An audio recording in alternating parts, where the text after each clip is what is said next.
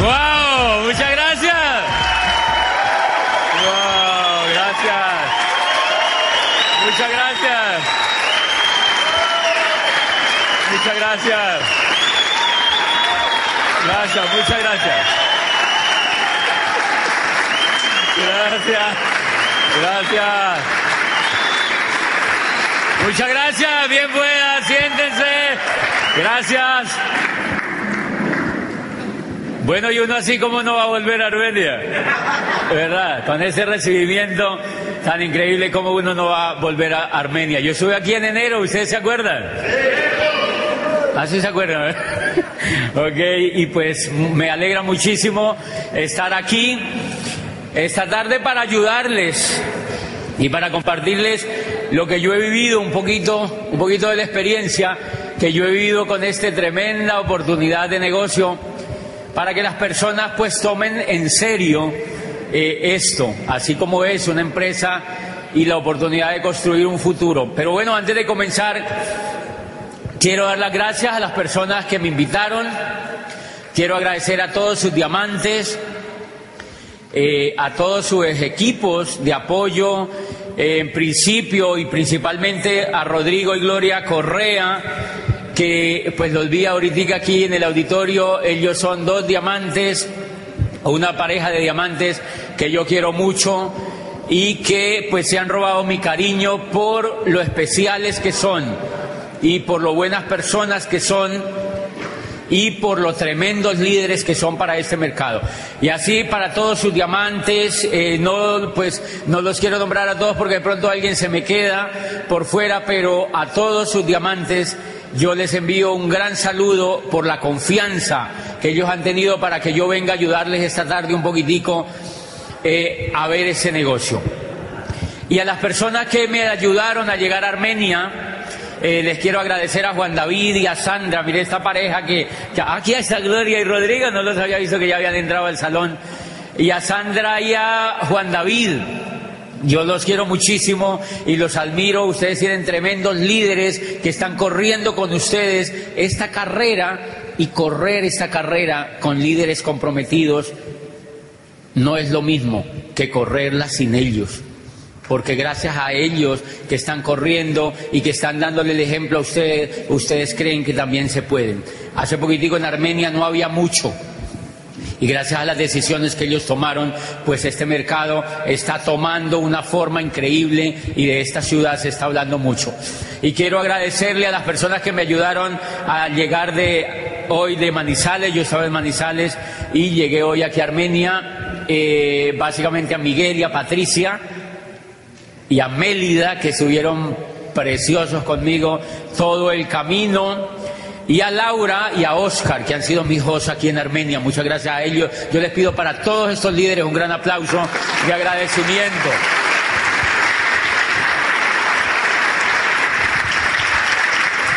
Y bueno, yo quiero preguntarles qué personas vienen aquí por primera vez a estar en un seminario. Personas, vamos a verle las manos, levanten las manos personas que están por primera vez, levántenlas los que realmente estén por primera vez. Vale, un aplauso tremendo a estas personas.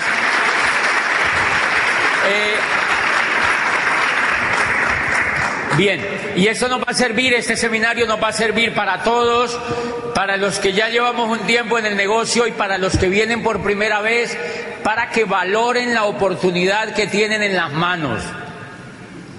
Porque yo vi este negocio hace 10 años, un poco más de 10 años, unos 12 años. A mí yo en la historia les voy a contar un poquitico más, pero a mí me lo presentaron hace unos 10 años. Y yo era rector de una universidad privada en Popayán. Yo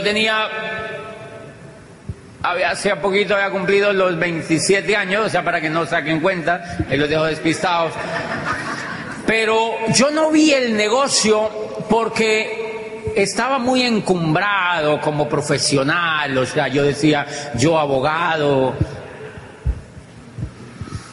ya rector de una universidad, pues, ¿qué me voy a poner a hacer eso? Y no lo hice. Y ya en la historia se van a dar cuenta de lo que pasó.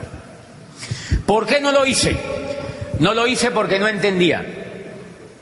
No lo hice por carencia de información y por estar desubicado en el momento histórico en el que estaba viviendo. Porque no tenía información concreta. Porque no estaba ubicado en el momento histórico que estábamos viviendo. Y entonces yo no lo vi por eso, porque no entendía realmente qué tan importante era hacerse uno empresario de esta economía. Bien, yo quiero comentarles una cosa que es bastante seria en el tema, pues, económico. Yo les quiero preguntar, señores, a todos, ¿quiénes de los que están aquí creen que es muy importante saber, bueno, no saber economía, pero sí saber, la pregunta es así: ¿quiénes de los que están aquí creen que es importante jugar un papel preponderante en la economía donde uno vive? ¿Quiénes creen que es importante? ¿Verdad que sí? Es una pregunta tonta. ¿Quiénes creen que es importante jugar un papel trascendental en la economía donde uno vive? Todos levantan la mano. Por supuesto que es fundamental, y eso es lo que yo les voy a hablar esta tarde, para que ustedes comprendan que hacer este negocio hoy en día no es opcional. No es opcional.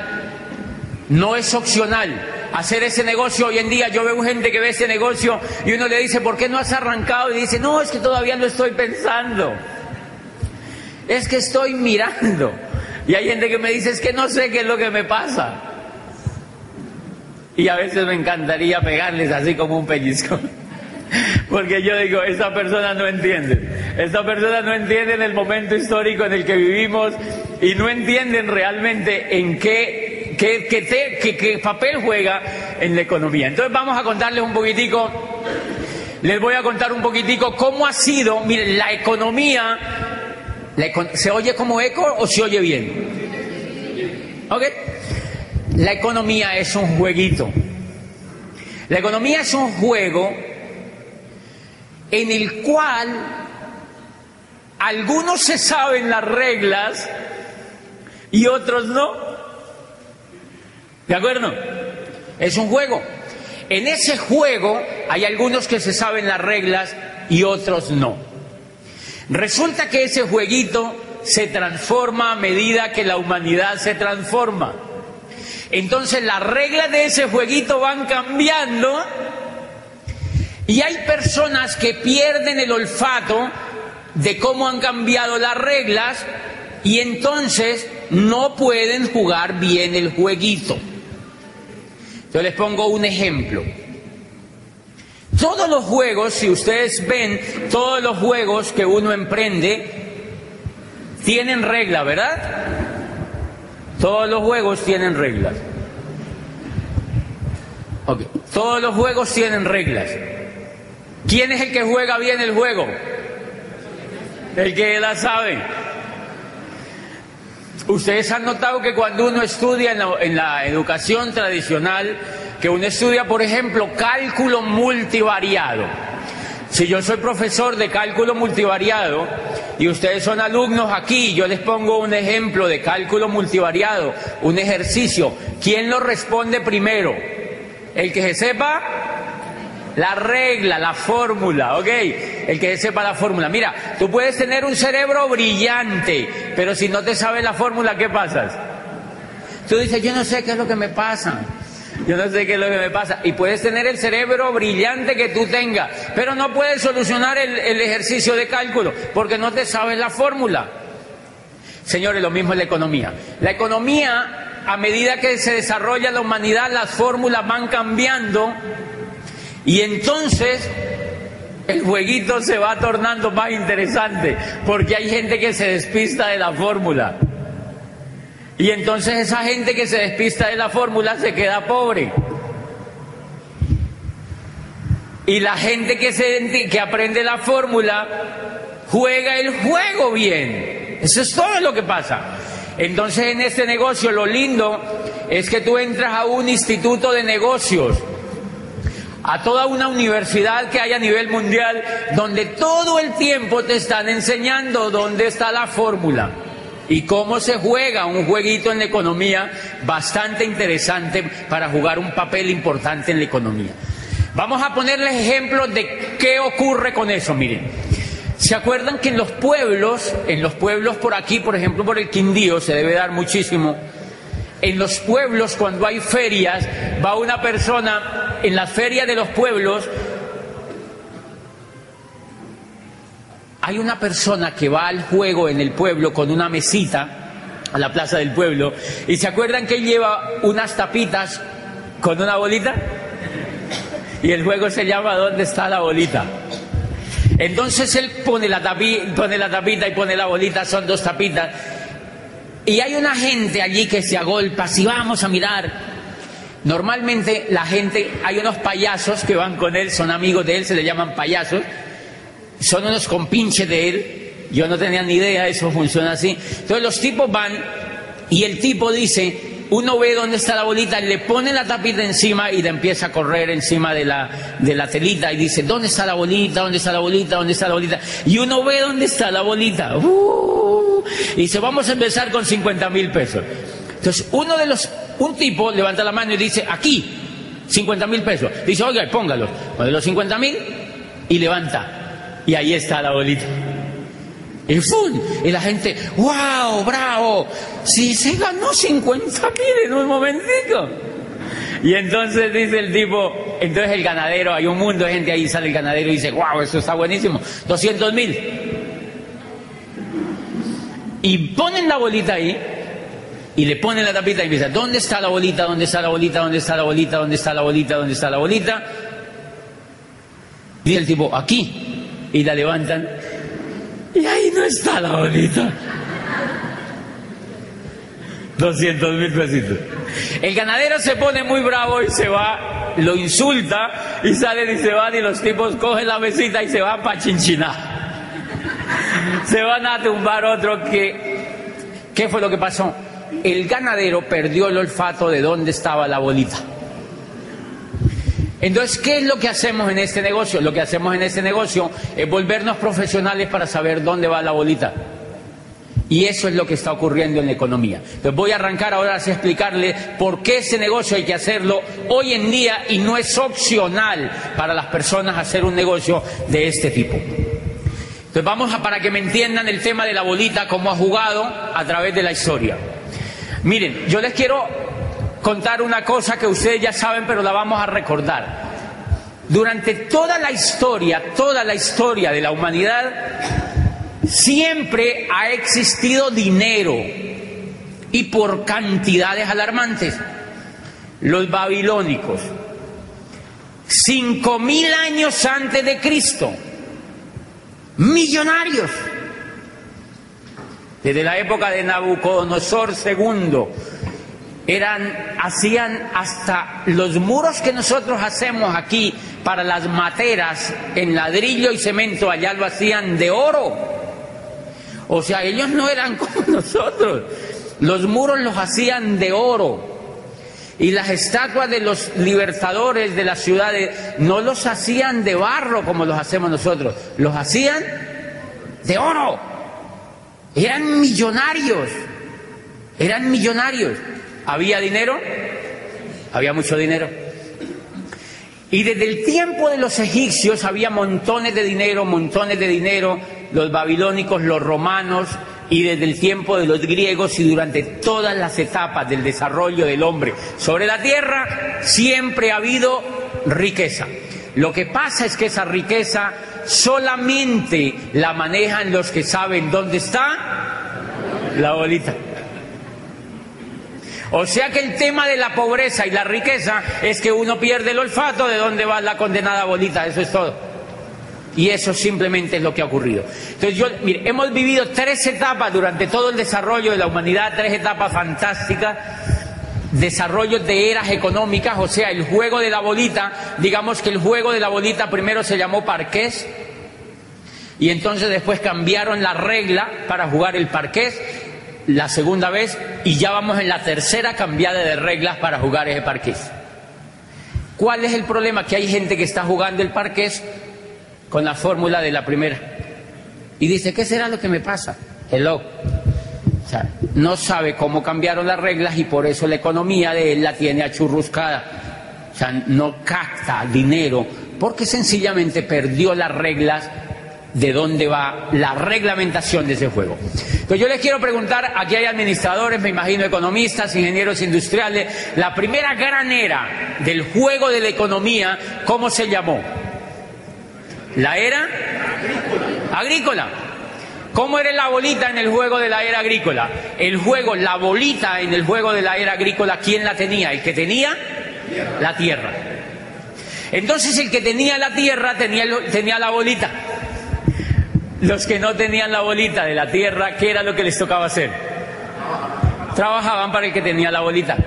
¿Cómo trabajaban para el que tenía la bolita? Eran esclavos. Eran esclavos. O sea que el negocio en la era industrial era tener tierra. En la era agrícola, perdón. En la era agrícola el negocio era tener tierra. ¿Quiénes tenían la bolita en la era agrícola? ¿Cómo se llamaban los tipos que tenían la bolita en la era agrícola? Se llamaban nobles. Eran reyes. Los terratenientes fueron ahora con los narcos. Pues no, mentira. Realmente en aquella época los que tenían la tierra eran nobles. Nobles. Los nobles eran los dueños de la tierra. Eran reyes, príncipes, condes, y tenían títulos todo el mundo, y era tan privilegiado tener la bolita de la tierra que ellos se creían enviados de Dios para administrar el mundo. Por eso el rey era capaz de decir, se acuestan todos a las 7 y si no les echo bala. Listo, se acostaban todos a las 7, porque él decía que era una orden de Dios que le había llegado. El rey era divino. En la época se llamaba el derecho divino de los reyes. Se llamaba el derecho divino de los reyes. O sea, la legislación que existía durante toda la era agrícola era lo que al rey se le diera la gana pensar. Se me ocurre que todos deben poner a hacerse pan. Ok, hacer pan, porque era el derecho divino del rey. Punto.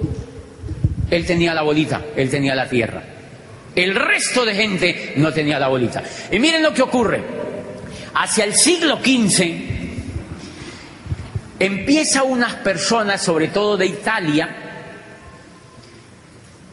a descubrir que si ellos vendían productos, bienes y servicios a otras comunidades, o sea, empiezan a hacer un poco de comercio a manera de trueque, entonces hay unas personas que empiezan a llevar lana a Flandes, llevan lámparas de Venecia a París y empiezan a traficar lámparas, mantas, lana, y empiezan a intercambiar.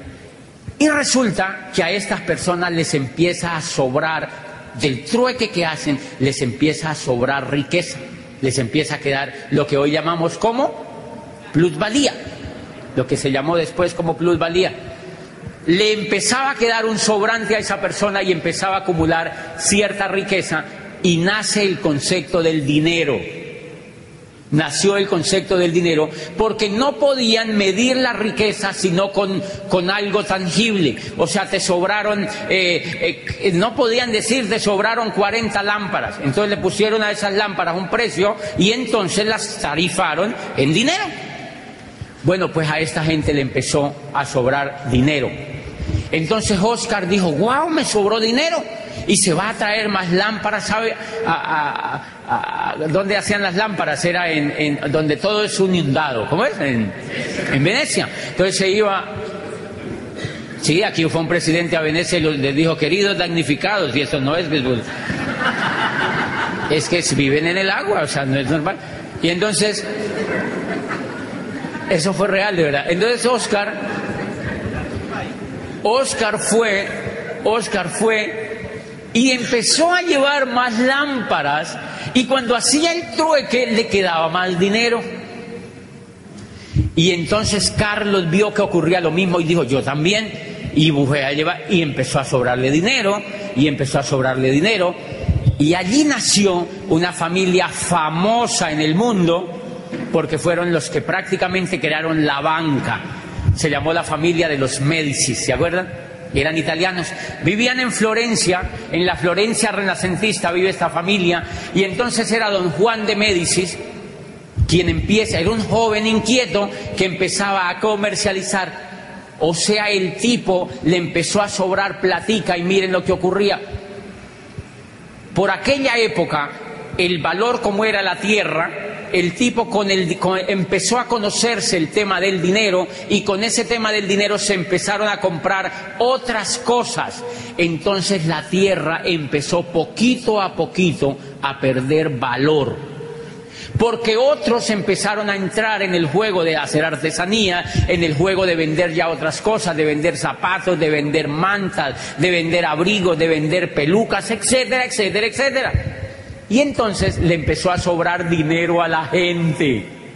Le empezó a sobrar dinero a la gente y se le dañó la cabeza.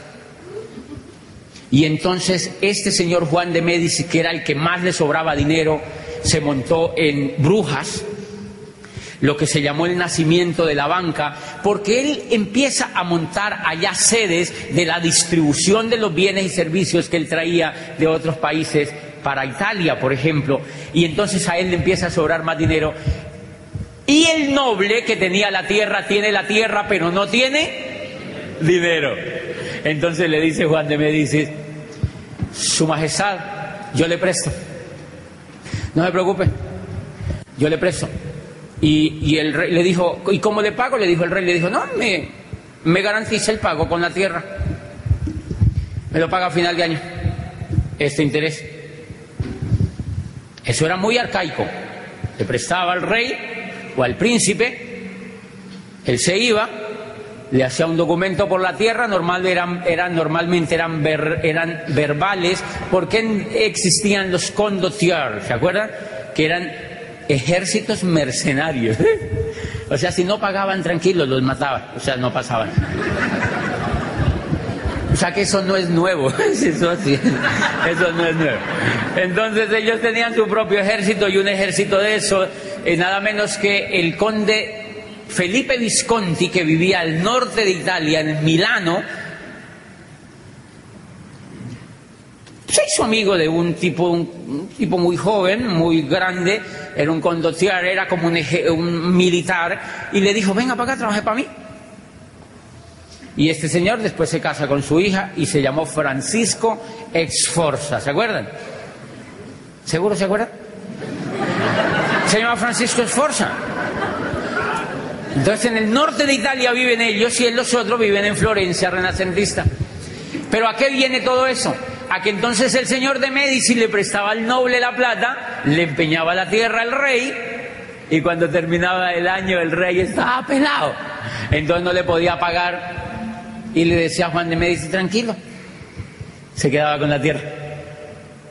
Entonces paulatinamente los nobles empezaron a quedar sin la tierra, quedaron solamente con el título, pero nobles.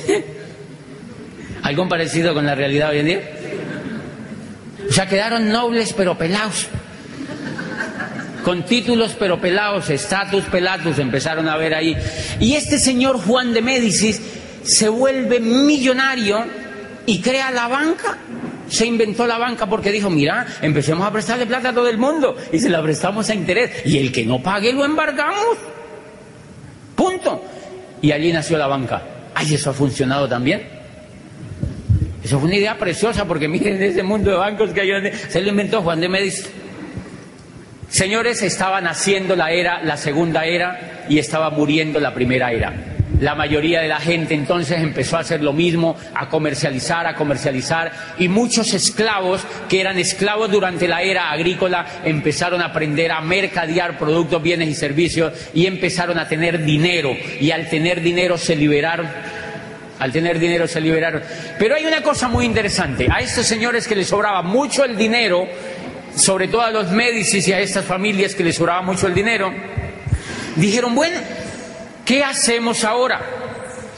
nos está sobrando el dinero, ¿qué hacemos con este dinero? Y la gente está demandando productos, bienes y servicios. Y adivine qué montaron. Las primeras fábricas pequeñitas empezaron a fabricar cosas, empezaron a fabricar cositas, empezaron a fabricar abrigos, empezaron a fabricar zapatos en serie, empezaron a hacer cobijas, empezaron a hacer trajes de lana, etcétera, etcétera, etcétera. Señores, y la gente se empezó a dedicar a montar pequeños negocios propios en sus casas, en las esquinas, y los que tenían dinero montaron fábricas. Pero había un problema complicado.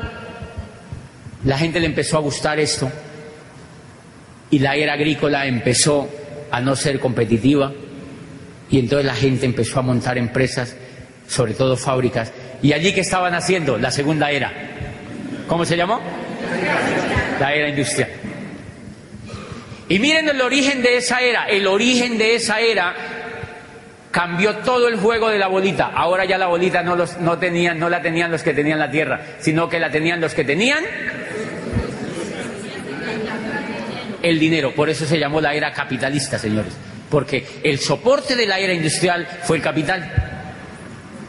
Y entonces, con ese capital, ¿qué montaron? Fábricas, montaron empresas. ¿Ok? Sigue el juego de la bolita. Los que no tenían dinero, ¿qué les tocó hacer? Trabajar para los que tenían dinero. Y bueno, ahí cambió el juego de la bolita para el resto. Había un problema tremendo, porque cuando...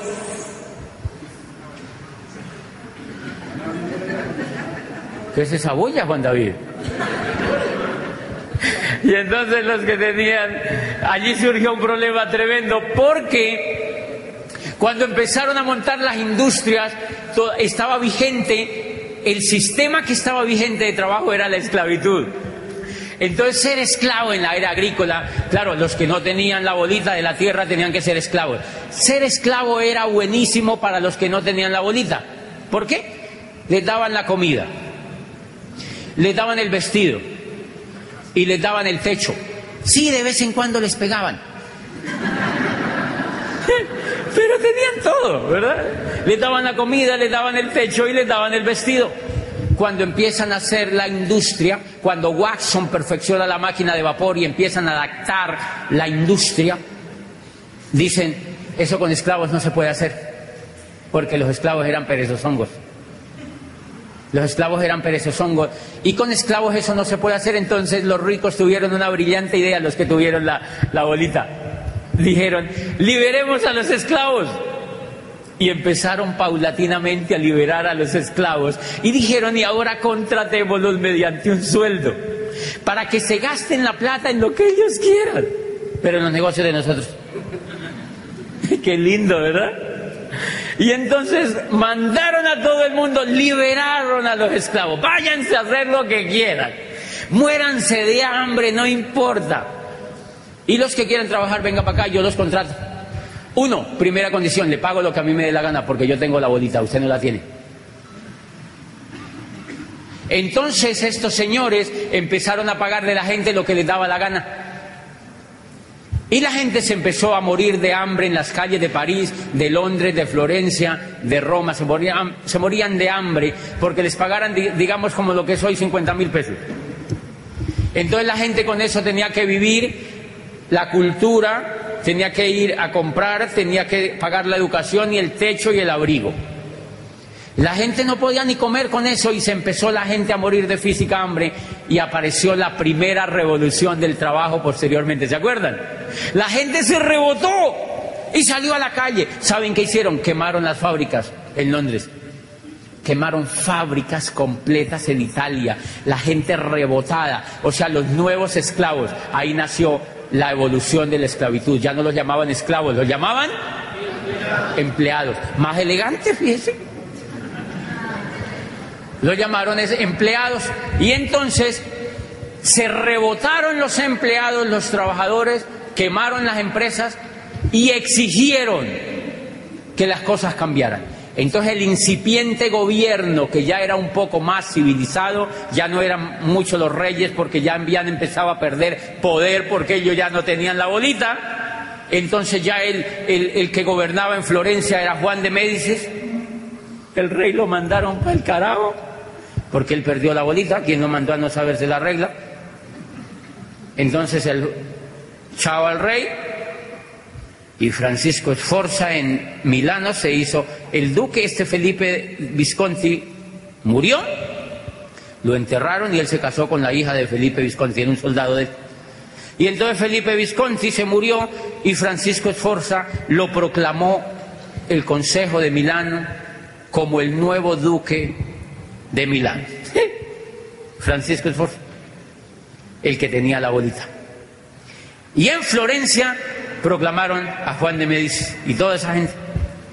Ok, cuando la gente se rebota, cuando los trabajadores se rebotan, exigen que cambien las condiciones, y el incipiente gobierno entonces sale y dice: ok, ustedes pueden contratar a la gente, la pueden emplear, pero mínimo les tienen que pagar el salario mínimo.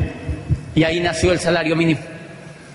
Ese es el origen del salario mínimo. Empezaron a tener una noción del salario mínimo. Les dijeron: mínimo les tienen que pagar lo mínimo. Adivinen por qué el salario mínimo es salario mínimo: para que la gente no se vaya a morir de hambre. Es como para que estén ahí respirando así, como para que al menos medio alcancen a ir a trabajar y se acuesten y vuelven y se paran y vuelven y lleguen y vuelven y se paren y vuelven y lleguen, como para que no les falte el oxígeno al menos. Al menos papa y yuca comen, arroz, no importa, para que alcancen medio a respirar. ¿Ok? Y les hicieron una segunda prohibición. Les dijeron: ustedes pueden seguir empleando a la gente, les tienen que pagar mínimo el salario mínimo. Y segunda prohibición: no les pueden pegar. Por eso a los empleados no le pegan. Por eso es que a un empleado no le pegan. No le pegan físicamente, pero le pegan psicológicamente. O sea, la violencia cambió. Adivinen qué fue lo que pasó. Sencillamente la esclavitud evolucionó porque perdieron el olfato de dónde iba la bolita. Y hubo una gente que sí supo para dónde iba la bolita y se volvió industrial en esa época. Y entonces hay una cosa que yo les quiero explicar a partir de ese momento. Para eso les cuento esto. Miren, la era industrial estandarizó todo. Trajes en serie, zapatos en serie, correas en serie, cachuchas en serie. Aquí se puede decir cachucha, ¿verdad? Ok. ¿Sí? Es que como yo acabo de venir de Argentina, imagínate. En Argentina cachucha es el órgano femenino, imagínate. Entonces yo allá le dije a una señora: ay, qué linda cachucha. Y la señora me miró re mal y dijo: ay, ¿cómo así? La señora: no se puede decir cachucha ya. Casi me muero de la pena allá, porque allá no se puede decir cachucha.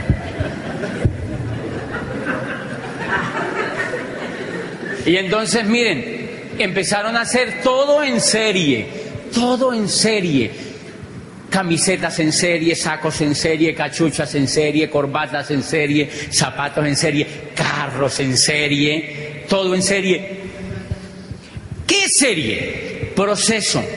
Meten por aquí y salen por aquí, meten por aquí y salen por acá, meten por aquí y salen por acá, meten por aquí y salen por acá.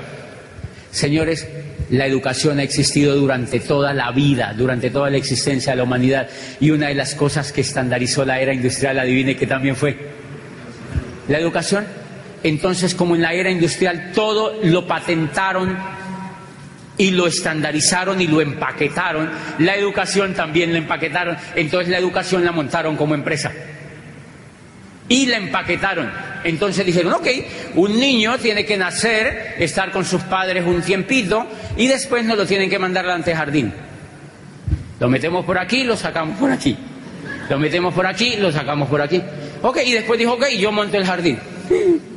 Y me lo mandan a mí. Y entonces lo metemos por aquí y lo sacamos por aquí. Y después dijo: y después sigue la escuela. Son 5 años. Tiene que ir 5 años allá y yo le enseño lo que yo quiero, no lo que él quiere. Lo metemos por aquí y lo sacamos por aquí. Y después sigue. Entonces empaquetaron cómo ser profesional. Durante todas las épocas de la humanidad ha habido médicos. Hipócrates era médico, señores, pero él no fue a la facultad de medicina y es el padre de la medicina. Allá no habían universidades, por fortuna. Pero él es el padre de la medicina. En la era industrial dijeron, empaquetemos la medicina y la vendemos como producto. Los metemos por aquí, les hacemos ir 10 semestres por aquí, por aquí, por aquí, por aquí, por aquí, y los sacamos por aquí. Psicología como proceso, enfermería como proceso, administración como proceso, como si fuera fabricando salchichas. Igualitico como si fuera una fábrica de salchichas. Entonces empezaron a sacar médicos, abogados, ingenieros, enfermeros, profesores, médicos, filósofos, economistas, igualitico como salchicha. Y va. Y la mentalidad de todo lo que sacaron era para que se adaptara a la era industrial. ¿Qué necesitaba la era industrial? Empleados profesionalizados. No necesitaban industriales, ni necesitaban empresarios. ¿Para qué yo voy a educar a un empresario si el empresario soy yo? Usted lo que tiene que es ir a estudiar para que me haga caso a mí, punto, y se acabó, para que trabaje para mí. Por eso entonces la educación, en ninguna parte le hablan a usted de que usted estudia para que se vuelva empresario. Le dicen, no, cállese y sigue estudiando, porque usted sale a trabajar para otro. Entonces miren los títulos: administrador de empresas. No le dicen creador de empresas, sino administrador de empresas. O sea, para que sea pobre toda la vida, para que le administre la empresa a otro. Porque usted lo vamos a educar para que usted sea pobre, para que trabaje para otro, punto, y se acabó. Y yo le pregunto a los jovencitos, ¿qué estudias? Administración de empresas. Y yo digo, ay, Dios mío, si supiera. Hello. Pero yo no sabía esto, señores. Y entonces empezaron a sacar ingenieros, médicos, abogados, psicólogos, administradores, economistas, como si fueran salchichas. ¿Cuál es el gran problema?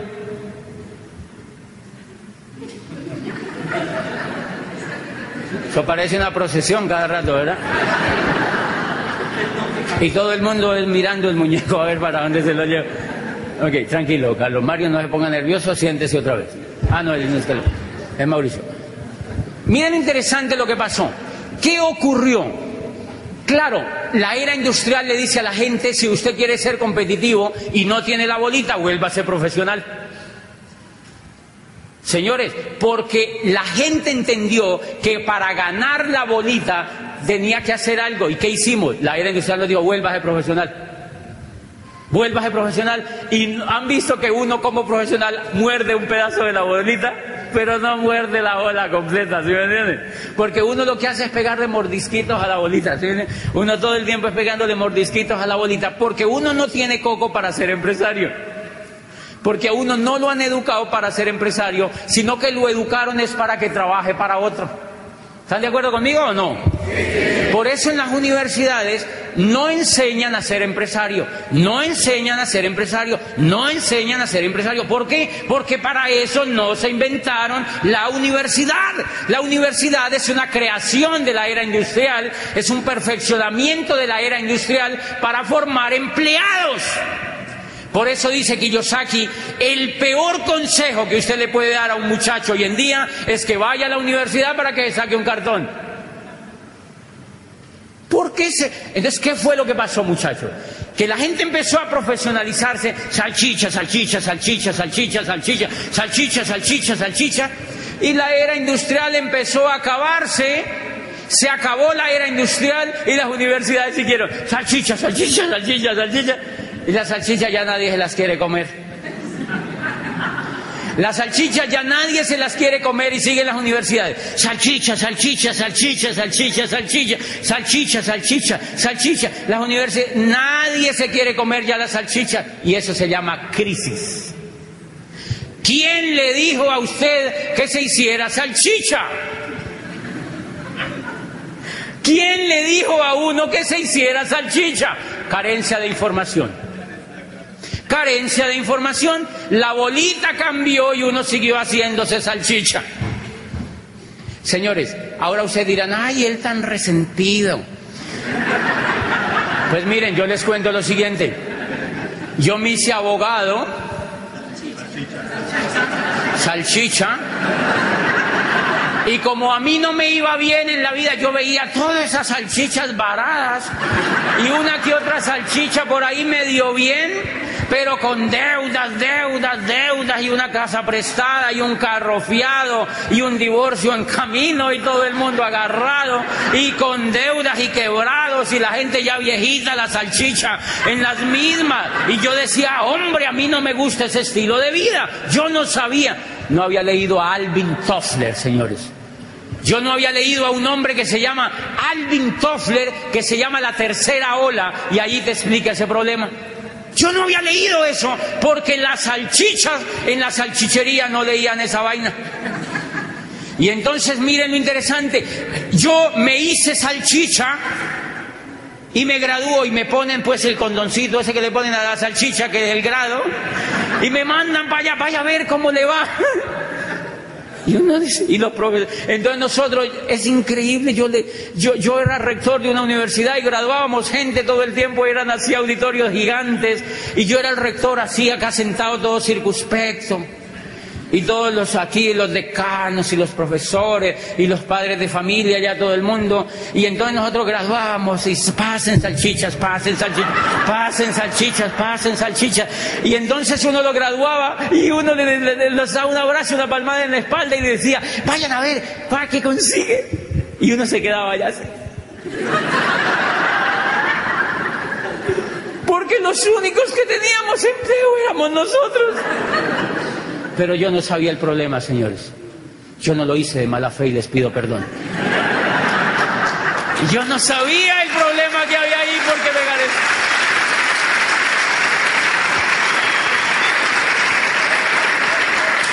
me faltaba información. La información es impresionante. No cualquier tipo de información. No es cualquier tipo de información la que hace falta. Y entonces yo sí veo a esos muchachos en la calle. No hay nada, dicen. No hay nada. Señores, los muchachos están regalando por 700,000 pesos. Estas empresas, y no es culpa de las empresas, es culpa de nosotros, los mismos papás y la misma cultura, por ignorantes. Porque no nos hemos puesto en la tarea de averiguar y de hacer todo lo que hace Vicente. ¿Para dónde va la gente? ¿Para dónde va Vicente? ¿Para dónde va la gente? Y entonces, mi amor, ¿qué vas a hacer ahora? Vuélvete profesional. Y el muchachito dice, profesional, yo también. Porque él como que intuye, dice, salchicha, yo también. Señores, ¿saben por qué los niñitos no quieren estudiar? Porque no les gusta el estilo de vida que llevan sus papás. Los niños no quieren ir a la escuela. Me impresionó ahora en Nueva York, yo estuve ahorita en Nueva York, en una gira que me tocó hacer con este negocio. Y yo le hablé a más o menos 3,000 personas en Nueva York y les contaba una cosa que me impresionó. Todos los días en el hotel donde yo estaba veía un comercial de televisión donde salía pagado por el Estado comerciales diciéndole a los jóvenes, por favor vayan a la escuela, por favor completen el bachillerato, por favor vuélvanse salchichas, por favor. Porque no quieren ir los jóvenes a la escuela. Porque ellos no son tontolongos, ellos ya saben, ellos intuyen algo, que el mundo ya no es como los papás vivieron. Ese es el gran error que estamos cometiendo con la juventud, haciendo que ellos hagan lo mismo que nosotros hicimos, así no funcione. Si nosotros ya nos dimos cuenta que no funciona, nosotros ya nos dimos cuenta que eso no funciona. Entonces, ¿qué pasó? Habrá gente que diga aquí, ay, pero él cómo habla de eso. Pues señores, yo me hice abogado. Y como no le pegaba la bolita, ni yo veía que los demás le pegaban, entonces yo dije, me voy a hacer psicólogo. O sea que me hice salchicha vienesa. Yo ya era salchicha vienesa. Y como yo veía que esa vaina no iba para ningún lado, entonces me fui a especializarme. O sea, me fui a empaquetarme más, ¿no? A ver si me comía alguien. Me fui a empaquetarme más y me fui a especializarme. Y yo veía que esa vaina no daba y que no daba, y yo veía gente especializada, pelada. Y yo dije, no debe ser. Yo había leído una cosa que Drucker decía, dice, la sociedad del futuro no se divide entre los que tienen y los que no tienen, sino entre los que saben y los que no saben. Entonces yo decía, yo ya estudié 2 carreras, hice posgrado, debe ser que me falte el doctorado. O sea que renuncié a mi trabajo y me fui a hacer un doctorado en Europa, o sea, hacerme salchichón. Me quería hacer salchichón cervecero, ¿eh? Señores, pues descubrí después de tanto darme que lo que Drucker decía eran los que saben dónde está la bolita. Y si hay algo que perdió el olfato total de dónde está la bolita, es la educación, con todo el respeto. Pero perdió el olfato donde está la bolita. Por eso yo siempre he dicho que lo lamentable de esto es que los profesores en general que educan a los jóvenes son pobres. Y los profesores enseñándole administración a los muchachos, finanzas a los muchachos, y estos muchachos están quebrados. Los profesores, ellos se suben por delante al bus y ellos se suben por detrás. O sea, digamos que hay lo que yo siempre he dicho, una incoherencia total allí, porque sencillamente, ahora y ustedes dirán, ¿y eso por qué sigue existiendo? Señores, porque la era agrícola todavía existe para mucha gente. La era agrícola ya acabó hace 5 siglos y todavía sigue, hay gente que vive del campo. ¿Quién dijo que no se podía?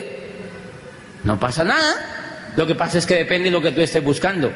Entonces ustedes dirán, pero ¿y por qué entonces hay universidades y colegios? Sí, porque eso es muy buen negocio, porque hay mucha gente que le gusta hacerse salchicha todavía. Claro.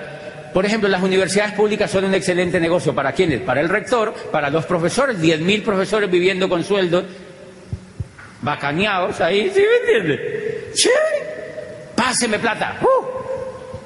Y nosotros pague impuestos. Y saquen salchicha. ¿Qué importa que no se las quieran comer? Eso no importa. Más salchicha, venga para acá, más materia prima. Han visto que las universidades están poniendo ya. ¿Cuándo ustedes habían visto las universidades poniendo publicidad? Yo llego a mi Popayán querida y yo veo en la universidad donde yo estudié una valla gigante. Venga a estudiar una carrera del futuro. Y yo digo, ay, esas salchicherías están como mal ya. Porque tienen que ponerle a la gente ya publicidad como si fueran cremas de dientes las carreras. Porque los muchachos no quieren. Los muchachos no quieren. Bien, ¿a qué viene todo esto? ¿A qué viene todo esto?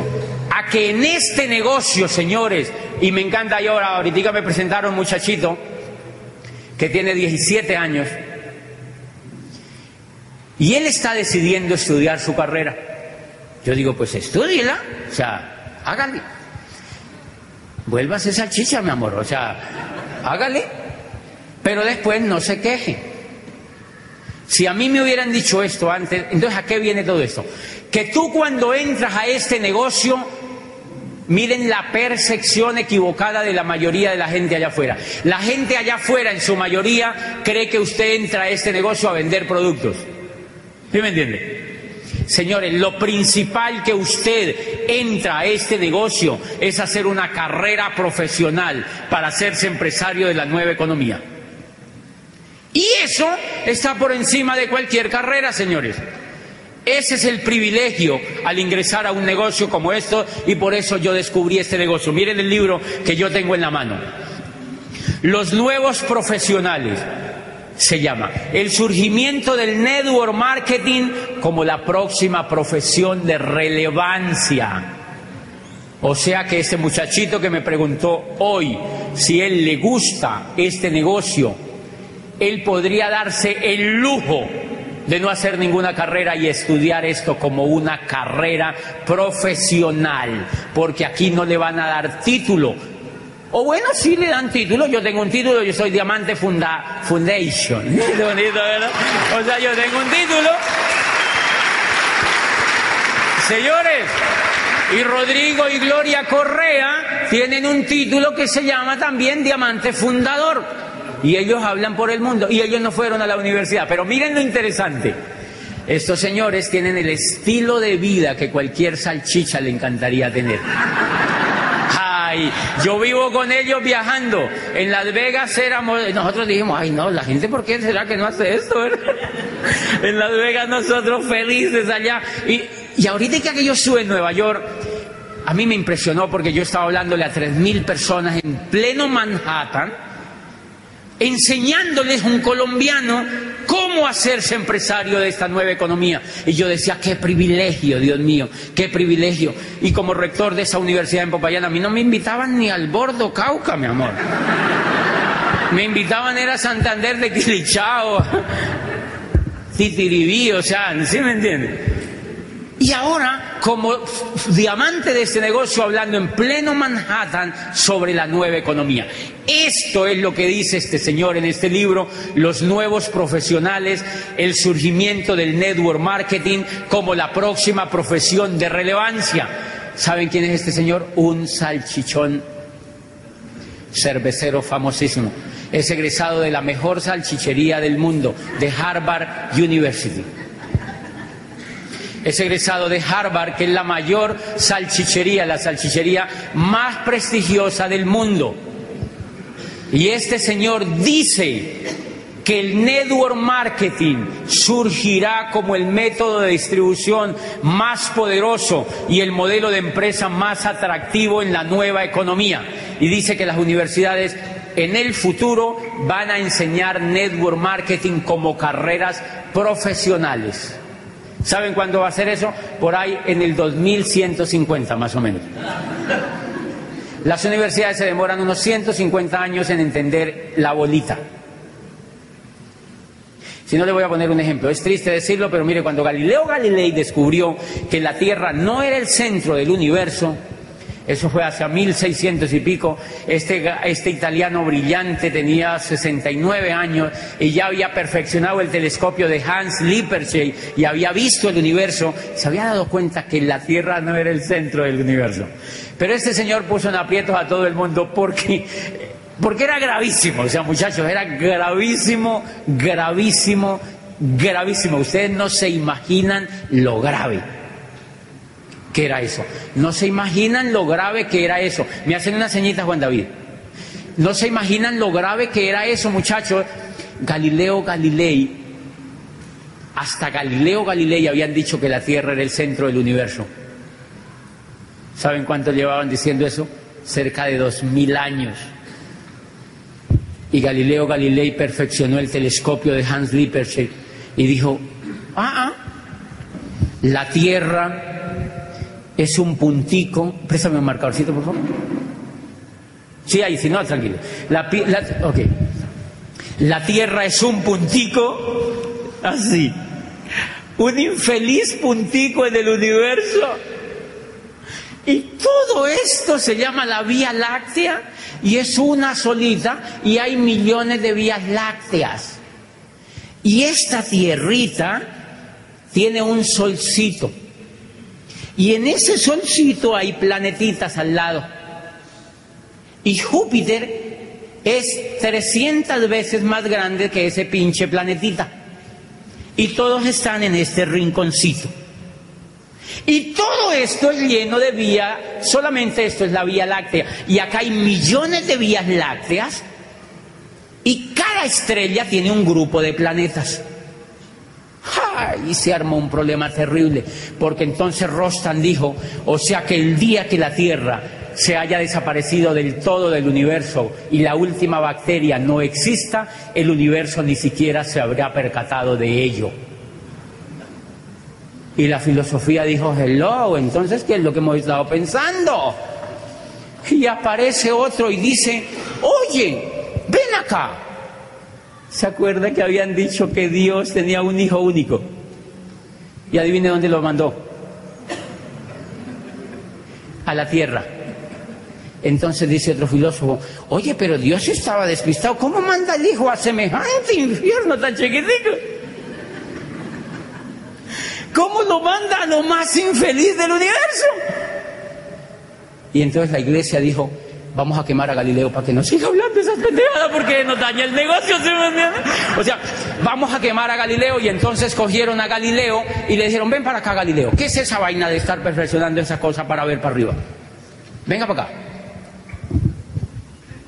y le dijeron que le iban a cortar la lengua vivo, como le hicieron, creo que fue a Giordano Bruno o alguien de estos, le iban a cortar la lengua vivo en público, en una pira en Roma, enfrente de toda la gente.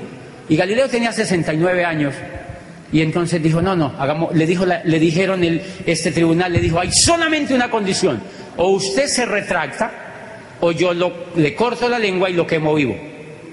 Y entonces dijo Galileo, no, hagámonos pasitos, yo mejor me retracto. Y Galileo se retractó, dijo, no, es mentira. Eso no es cierto, sigan tranquilos, eso no es cierto. Entonces Galileo le dijeron, ok, le levantamos los cargos. Dios lo bendiga, le levantaron los cargos y Galileo se salió del tribunal de la Inquisición y dijo, pero que se mueve, se mueve. Esa es la sentencia preciosa de la ciencia. Pero que se sigan con su rollo, pero que se mueve, se mueve. Después Newton, que tuvo tiempo para pensar, perfeccionó la teoría de la gravedad y eso ya no tuvo remedio, todo el mundo se dio cuenta. Y entonces, señores, a partir de ahí empezó el mundo a cambiar y miren para que vean el tema de la educación tan horrible que nos pasa. Las universidades se tardaron 150 años en aceptar que la Tierra no era el centro del universo. Ellas seguían enseñando lo que había enseñado Ptolomeo. Y a Galileo lo expulsaron de la Universidad de Pisa, era profesor de matemática. Lo expulsaron de la Universidad de Pisa porque, ¿cómo se le ocurre a este tipo hacer semejante bestial? Y entonces lo sacaron de la Universidad de Pisa porque él había hecho otra embarradita y era que había demostrado que los cuerpos caían de diferente manera. Bueno, había demostrado una teoría sobre la caída de los cuerpos y Aristóteles había dicho otra cosa. Aristóteles estaba medio churreto con la idea y entonces Galileo le demostró lo contrario en una universidad en Italia. Entonces le dijeron, no, saquemos a este tipo porque mire, primero nos hace quedar mal con la Tierra y después nos hace quedar mal con el griego más grande de los griegos, que era Aristóteles. Mejor dicho, váyase de aquí, y lo sacaron de profesor. Así ha sido el comportamiento siempre en general de la educación. Por eso no se preocupen por qué hay crisis profesional, por qué los muchachos salen y no encuentran nada, por qué los muchachos salen y no saben nada que hacer. Por una razón muy sencilla, señores, porque se han educado en un mundo completamente descontextualizado. En un mundo completamente descontextualizado, la educación, señores, el conocimiento se está duplicando cada 5 años. O sea que cuando uno sale de la universidad, todo el conocimiento ya no sirve para nada. Porque el esqueleto donde está montado ese conocimiento ya no es coherente para eso. O sea que uno sale con el título, pero para mostrárselo a la gente. Porque no le funciona en la práctica, en la realidad lo que uno ha estudiado. Y a eso viene entonces mi reflexión esta tarde. Señores, es tiempo de cambiar y es tiempo. ¿Qué fue lo que yo hice? Lo que yo hice fue descubrir que en este negocio había una oportunidad de hacerme profesional. Había una oportunidad de hacerme profesional. ¿Quiénes estarían dispuestos a dar lo que sea por hacerse profesionales para encontrar la bolita de mejor manera? Ok, eso es lo que vamos a hacer con ustedes, señores. Lo que hacen los líderes con nosotros es trabajar de la mano mediante la referencia de otros líderes que se han vuelto profesionales para hacerse profesionales competitivos en la nueva economía. Y ese es el papel que yo hago todos los días. El papel que yo hago todos los días, cuando auspicio a una persona, más allá de que haga cualquier cosa en el negocio, es hacerle entender que ella puede hacerse profesionalmente competitiva en una industria. Pero miren, muchachos, este negocio le brinda a uno la posibilidad de hacerse profesional. Y cuando yo digo profesional es como para que más o menos equilibren el término, para que entiendan, porque tenemos el disco de lo que viene de allá afuera, pero es para que nos hagamos competitivos en la economía que estamos viviendo. Y una de las cosas que usted puede hacer es este negocio. Con la educación que yo he recibido de este negocio, con la educación que yo he recibido, de este negocio, una de las cosas que pude hacerme fue diamante, una. Pero todo el bagaje educativo me pone competitivo ante el mundo que vivo hoy en día. Esa es la riqueza que nosotros tenemos en las manos. O sea, la persona que se eduque en este negocio es competitiva para que haga este negocio y solucione el problema de la bolita, pero además para que sea competitiva en lo que hace, porque va a ser un líder, porque lo van a formar como un líder, porque lo van a formar como un empresario, y cuando uno habla de formarlo como un empresario, uno se está refiriendo a que a esa persona le van a generar una inteligencia superior para que sea competitiva. La buena noticia que tenemos es que esto cada vez se pone mejor. La compañía, esta compañía que nosotros estamos trabajando es la grande del mundo, la número 1 del mundo. Y este señor, en el capítulo 7, yo quiero pedir, ¿quiénes se han leído este libro? Muy poquitos. Muy poquitos. Otra vez, ¿quiénes se han leído este libro? Pónganselo de tarea. Si quieren entender qué es lo que van a hacer, léanse este libro. Léanse este libro. Este señor en el capítulo 7 dice que la compañía número 1 del mundo que hace network marketing, uno de los negocios más prósperos en la nueva economía, es Amway Corporation. Y esta compañía, señores, acaba de lanzar, acaba de renovarse totalmente. Y una de las cosas que acaba de lanzar es la universidad que en mi concepto es la más importante que va a existir en la nueva economía. Se llama Instituto de Negocios de Amway. Así se llama, Instituto de Negocios de Amway. ¿Saben quiénes son los profesores? Dale un aplauso porque eso es impresionante.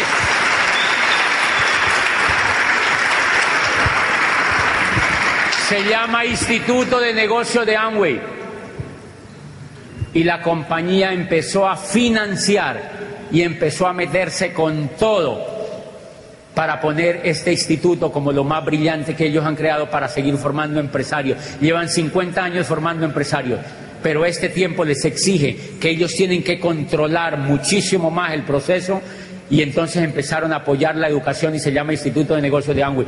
Los profesores, cerca de 5.000 diamantes del mundo entero. Y más de 50.000 esmeraldas en el mundo. Más de 50.000 esmeraldas en el mundo entero y cerca de 5.000 diamantes, o sea, personas libres financieramente, van a ser los profesores de tus hijos y van a ser los profesores de tu madre, bueno, sí, de la suya, y van a ser profesores de tus vecinos y van a ser profesores de tus amigos. Ese es el equipo que tiene Amway para formar los nuevos empresarios del futuro, y a eso es que te han invitado, a que seas profesional de este negocio, y te dan el vehículo para que alcances la prosperidad financiera. Me alegro de estar con ustedes y ya nos vemos en la segunda parte.